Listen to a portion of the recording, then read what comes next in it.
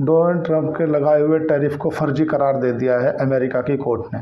America की court ने ये कहा है कि जो ये पावर है, इंटरनेशनल इमरजेंसी इकोनॉमिक पावर, ये 1977 में कानून बना था और इस कानून के तहत जब देश के ऊपर इमरजेंसी आई हो तभी आप इस पावर का इस्तेमाल कर सकते हैं। लेकिन जिस समय डोनाल्ड ट्रंप ने ये टैरिफ लगाए, ना तो उस समय देश में कोई इमरजेंसी थी और न ही देश में ऐसी इमरजेंसी है जैसे हालात थे। उसके बाद भी डोनाल्ड ट्रंप ने टैरिफ लगाया, ये गलत है। और ये किसने कहा है? 11 जो जज थे, मतलब 7-4 से फैसला आया है।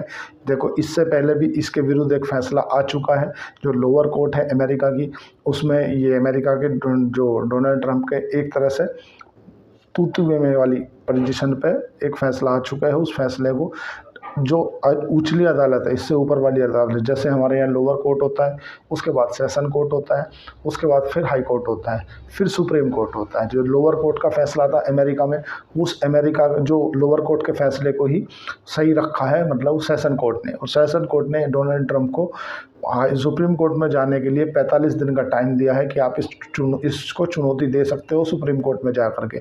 लेकिन ये असंवैधानिक है, ये गलत है, ये नहीं लगाना चाहिए था तुम्हें टैरिफ।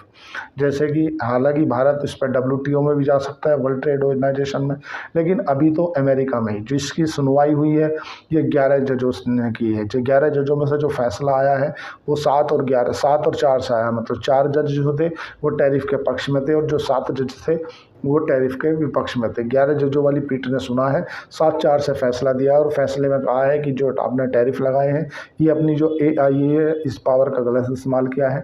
ये इंटरनेशनल इमरजेंसी इकोनॉमिक पावर जो है ये केवल तभी लगाई जा सकती है जब देश पर इमरजेंसी हो। अब जो डोनाल्ड ट्रंप है, डोनाल्ड ट्रंप ने कहा है कि ऐसा अगर नहीं हुआ या अगर ये टैरिफ सस्पेंड होते हैं तो अमेरिका, मतलब ये समझ लो, इकोनॉमिक कोलैप्स कर जाएगी, क्योंकि अमेरिका की जो डेट टू GDP है, मतलब जो कर्ज है वो बहुत ही ज़्यादा है। इसलिए बहुत जल्दी आशंका है कि अब 15 अक्टूबर तक, इसकी 14 अक्टूबर में अगली सुनवाई होगी। डोनाल्ड ट्रंप इस बीच में इसे सुप्रीम कोर्ट में, जो अमेरिका का सुप्रीम कोर्ट है, वहाँ चुनौती दे सकते हैं। अभी अगर इसको लीगल रूप से टैरिफ को लागू करना हो तो ये पावर किसके पास है?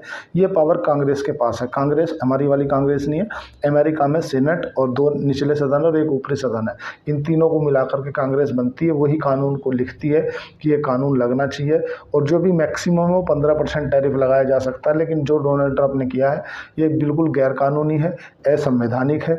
ये वहाँ के जो जजों ने है वो कहा है, और जो जिन जिन व्यापारियों को नुकसान हो रहा था डोनाल्ड ट्रंप के कारण, वे लेकर के इसे कानून ऊपर पहुँचे थे। अब देखते हैं कि सुप्रीम कोर्ट इस पर क्या फैसला देता है।